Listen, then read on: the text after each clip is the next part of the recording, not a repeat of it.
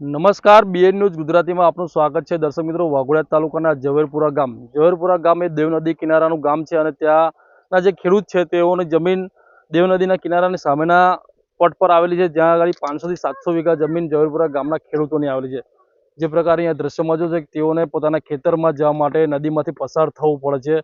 નદીમાં મગરોનો મોટી માત્રામાં વસવાટ મગરો કરી રહ્યા છે, પરંતુ તે લોકો પોતાના જીવના જોખમે પોતાના ખેતરમાં ખેતી કરવા માટે તેઓ દેવ નદીની અંદરથી પસાર થઈ રહ્યા છે. ત્યારે અહીંયા નજીકમાં દેવ ડેમ પણ આવેલો છે. ત્યાં નજીકમાં મુખ્ય કેનાલ નર્મદાની આવેલી છે, ત્યાંથી દેવ ડેમમાંથી પણ પાણી છોડવામાં આવે છે. અત્યારે જે આ પાણી જોઈ રહ્યા તે નર્મદાની મુખ્ય નહેર જે છે ત્યાંથી છોડવામાં આવી રહ્યું છે. ત્યારે અત્યારે દેવ નદીના કિનારા પર ઝવેરપુરા ગામના ખેડૂતો એકત્રિત થયા છે. તેઓની માગણી એક જ છે કે દેવ નદીની અંદર એક કોઝવે બનાવવામાં આવે, જેથી કરીને તેઓ સરળતાથી તેમના ખેતરમાં ખેતી માટે જઈ શકે.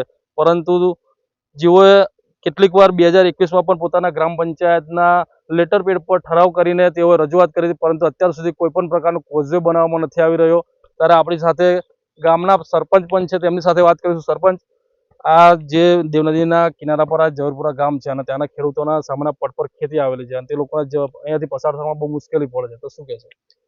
આજે આ ઝવેરપુરા ગામે જે દેવ નદીમાં પૂર આવે કાં તો ચોમાસાનું પાણી આવે તો સામેની બાજુ જવા માટે ઘણી તકલીફ પડે છે.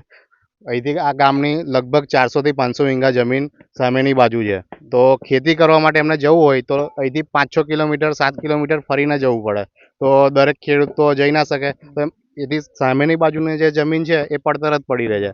આ ચોમાસા પૂરતું જે એમનો ઉપયોગ થતો નહીં. તો અમારી રજૂઆત એ છે કે એ લોકોને અહીંયાથી કોઝવે બનાવી આપવામાં આવે તો સામેની બાજુએ આસાનીથી જઈ શકે. ચોમાસામાં આ પાણીની અંદર મગર છે, તો કોઝવે બની જાય તો સામેની બાજુ એ લોકો જઈ શકે અને ખેતી કરી શકે.